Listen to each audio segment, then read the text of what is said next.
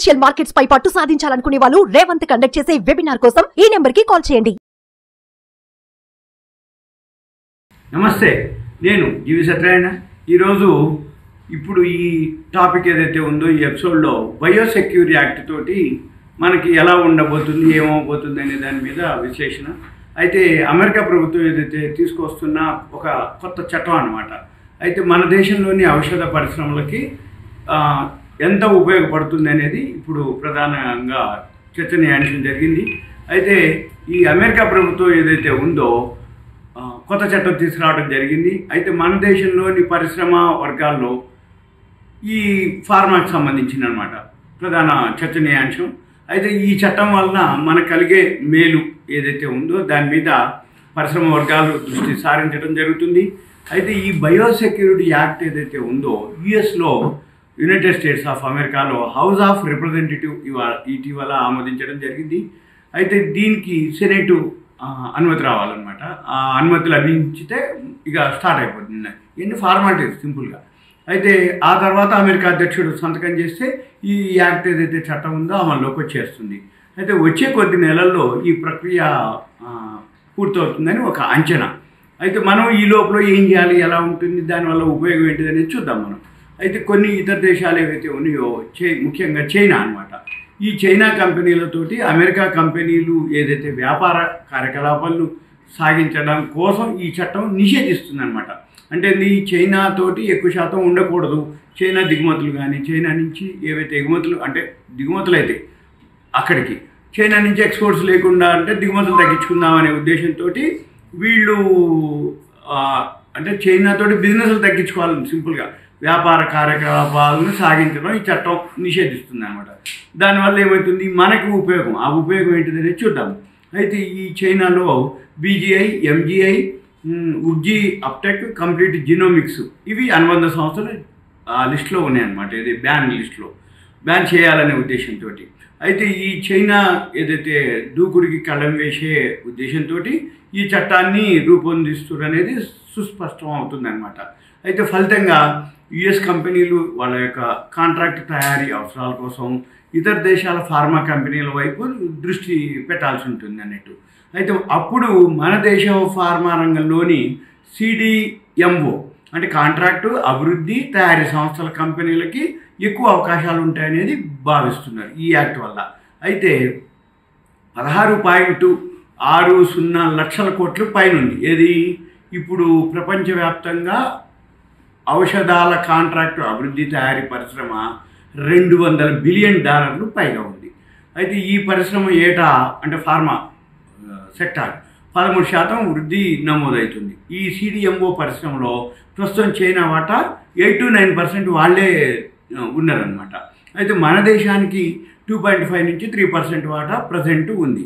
అంటే టోటల్ 13%లో 8-9% వాళ్ళు, 2.5 నుంచి 3% మనము.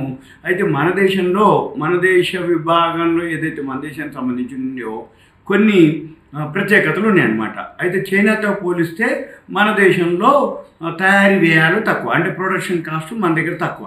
అందుకని ఈ అమెరికా వెలుపల అంటే యుఎస్ఎఫ్డిఏ అంటాం, United states food drugs administration, అంటే ఇది అమెరికా ఆహార ఔషధ నియంత్రణ సంస్థ ఈ అనుమతి యూనిట్లు ఎక్కువ ఇప్పుడు ఇచ్చే పనిలో ఉన్నారనమాట. అంటే ఎక్కువ మన ఫార్మా కంపెనీలకి యుఎస్ఎఫ్డిఏ పర్మిషన్లు మన దేశంలోనే ఎక్కువ సంఖ్యలో మన దేశానికి రావడం జరిగింది మన ఫార్మా కంపెనీలకి. అయితే ఇప్పుడు యుఎస్ఎఫ్డిఏ పర్మిషన్ రావడం వలన ఇక్కడి నుంచి మన మందుల కంపెనీలు ఎగుమతుల్లో అనుకోండి ఎక్కువ అత్యధికంగా అమెరికాకే వెళ్తున్నాయి. ఎందుకంటే మన రూపాయలు వాళ్ళ డాలర్ ఎప్పుడైతే ఇప్పుడు వరల్డ్లోనే హైయెస్ట్ ఉండటం జరిగింది. అంటే రూపీ డౌన్ అవ్వటం, డాలరు పెరగటం. అయితే ఈ మన దేశం నుంచి $11 బిలియన్ విలువైన మందులు ఎగుమతి అవుతున్నాయి అన్నమాట. 91,300 కోట్లు. అయితే మన తెలుగు రాష్ట్రాలకు ఇంకా బెనిఫిట్ ఉంది. ఎటువంటి భారీ అవకాశాలు అంటే ఎప్పుడైతే ఈ చైనా కంపెనీలతోటి తయారీ ఒప్పందాలు ఏవైతే యుఎస్ కంపెనీలకు జరుగుతుందో ఆ ప్లేస్లో అంటే ఎప్పుడైతే చైనాని కట్ చేస్తారో యుఎస్ వాళ్ళు, మనం వాళ్ళకి ఎక్కువ ఎక్స్పోర్ట్స్ ఆర్డర్స్ వస్తాయి.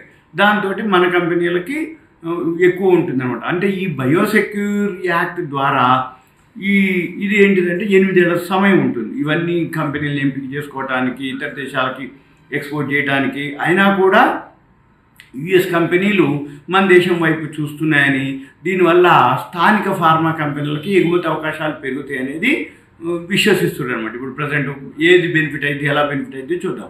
ఈ సిడిఎంఓ విభాగానికి చెందిన ఫార్మా కంపెనీలు తయారీ కాంట్రాక్టులు అధికంగా, అంటే ప్రొడక్షన్ కాంట్రాక్ట్స్ ఎక్కువగా వస్తాయని అంచనా.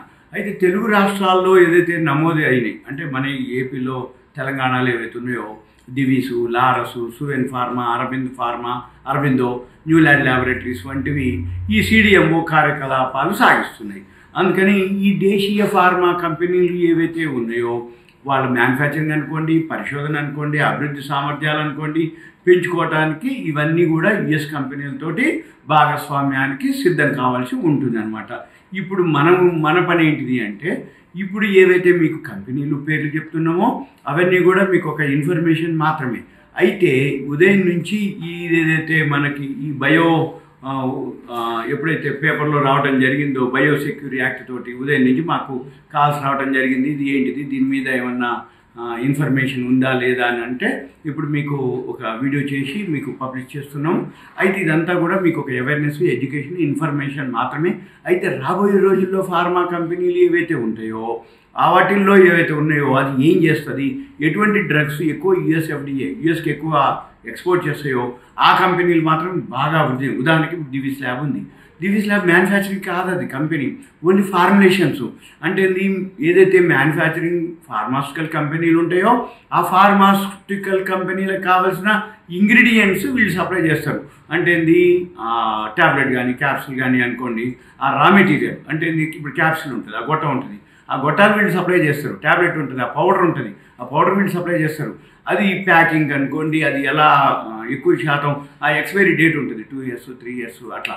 ఆ ఎక్స్పైరీ డేట్ కోసానికి ఏవైతే వాడాల్సినటువంటి ఇంగ్రీడియంట్స్ రా మెటీరియల్ ఉంటుందో వాళ్ళు మ్యానుఫ్యాక్చరింగ్. అంటే దివీస్ ల్యాబ్ ఈ మందులు తయారు చేసి ఆ మందులు తయారు చేసేది, మందులు తయారు చేసే కంపెనీలకి సప్లై చేస్తారు.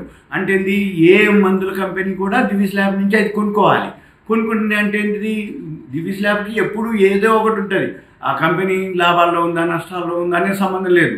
ట్యాబ్లెట్స్ తయారు చేయాలన్నా, క్యాప్సూల్స్ తయారు చేయాలన్నా, ఏం తయారు చేయాలన్నా, చిన్నది కానీ పెద్దది కానీ ఏదైనా సరే రా మెటీరియల్ వీళ్ళు సప్లై చేస్తారు. ఇంగ్రీడియంట్స్ అంటాం కదా, అంటే ఏమేమైతే కలుపుతారో ఆ కలపడానికి సంబంధించింది వాళ్ళ దగ్గర ఫార్ములా ఉంటుంది. వాళ్ళు ఏం చేస్తారు, ఆ ఫార్ములాతోటి ఇవి తయారు చేసి ఇవ్వటం జరుగుతుంది. అంటే ఇంటిది మనం ఏం చూడాలి అంటే, ఏదైతే కంపెనీలు యుఎస్కి ఎక్కువ సప్లై చేస్తున్నాయి. ఇంకొకటి 2 రోజుల కింద మనము జిఎస్టీ సమావేశం జరిగింది, 54వ సమావేశం. 54వ సమావేశంలో క్యాన్సర్ డ్రగ్స్ ఏదైతే జిఎస్టీ ఉందో దాన్ని తగ్గించడం కూడా జరిగింది. అంటే ఒక విధంగా మేము చెప్పడం కూడా జరిగింది, ఏమని జిఎస్టీ తగ్గడం వలన ఫార్మా కంపెనీలకు ఎక్కువ. ఇంకొక న్యూస్ ఏంటిది, నిన్న 70 ఏజ్ ఎవరైతే దాటి ఉన్న వాళ్ళు ఉన్నారో వాళ్ళందరికీ గవర్నమెంట్ ఇప్పుడు 5 lakhs వరకు మెడికల్ కానీ అవన్నిటికీ 5 lakhs వరకు హెల్త్ ఇన్సూరెన్సు, హెల్త్కి సంబంధించినటువంటి ఏవైతే ఉన్నాయో ఫ్రీ చెకప్లు కానీ మందులు కానీ ఇస్తామని చెప్పేసి ఒక అనౌన్స్మెంట్ చేయడం జరిగింది సెంట్రల్ గవర్నమెంట్. దానివల్ల ఏమవుతుంది, అవేర్నెస్ పెరుగుతుంది. 70 ఏళ్ళు దాటిపోయిన వాళ్ళకి హాస్పిటలైజేషన్ ఏదైతే ఉందో 5 lakhs వరకు ఫ్రీగా వస్తుంది. కాబట్టి వాళ్ళు ముందుగానే చెకప్ చేయించుకోవడం అవేర్నెస్ అనమాట. దీనివల్ల ఏమవుతుంది, ఫార్మా కంపెనీలకి రాబోయే రోజుల్లో మామూలుగా ఉంటుంది. ఇక నా నుంచి చెప్పేది ఏంటంటే, ఏ ఫార్మా కొనాలి, ఏ ఫార్మా కంపెనీ ఫండమెంటల్స్ ఏంది, టెక్నికల్స్ ఏంది, అవన్నీ బదులు ఫార్మా ఈటీఎఫ్ బెస్ట్. ఈటీఎఫ్ అంటే ఏంటిది, ఎక్స్చేంజ్ ట్రేడెడ్ ఫండ్. ఈ ఎక్స్చేంజ్ ట్రేడెడ్ ఫండ్లో ఏం జరుగుతుంది అంటే, ఫార్మా కంపెనీలు ఓవరాల్గా ఎన్ని కంపెనీలన్నీ ఉండని, ఏదన్నా ఉండని, ఎలా అన్న ఉండని, ఫార్మా సెక్టార్ కనుక పెరిగితే ఫార్మా ఈటీఎఫ్ అంటాం. ఫార్మా ఈటీఎఫ్ కనుక మీరు కొనుక్కుంటే ఫార్మా బీస్ అంటారు వాటిని. ఫార్మా బీస్ అన్నా, ఫార్మా ఈటీఎఫ్ అన్నా, ఆ ఫార్మా కంపెనీలు అన్నీ కూడా మంచి అన్నీ కూడా ఆ ఈటీఎఫ్లో ఉంటాయి. మన పని ఏంటిది, ఒక కంపెనీ హోంవర్క్ చేయక్కర్లే, ఒక company profit and loss balance షీట్లు చూడక్కర్లే, కంపెనీ ఎక్స్పోర్ట్స్ ఎంత చేస్తుందో చూడక్కర్లే. సింపుల్గా ఫార్మా ఈటీఎఫ్ కనుక్కుంటే రాబోయే రోజుల్లో ఇవన్నీ అమలు అయ్యేటప్పటికి మంచి పైసలు వస్తాయి అన్నమాట. ఇంకా మీకు ఇదంతా ఒక అవేర్నెస్, ఎడ్యుకేషన్, ఇన్ఫర్మేషన్ మాత్రమే. మీకు ఇంకా దీని మీద ఫార్మా ఈటీఎఫ్ ఎలా చేయాలి, ఎలా కొనాలి, ఎక్కడ కొనాలి, ఎప్పుడు కొనాలి అనుకుంటే మీరు నాకు సింపుల్గా కాల్ చేయొద్దు. మీరు సింపుల్గా మీ పేరు, ఏరియా, వాట్సాప్ మెసేజ్ పెట్టండి, నేను గ్రూప్లో యాడ్ చేస్తాం. ఆ ఫార్మా ఈటీఎఫ్ గురించి మీకు ఎక్స్ప్లెయిన్ చేయడం జరుగుతుంది. ఇంకా మీకు ఏదైనా డౌట్స్ ఉందంటే ఆ మెసేజ్ పెట్టండి, ఆ కంటెంట్ రూపంలో మెసేజ్ పెడితే నేను వీలు చూసి మీకు రిప్లై ఇస్తాను. ఇదంతా ఒక అవేర్నెస్, ఎడ్యుకేషన్.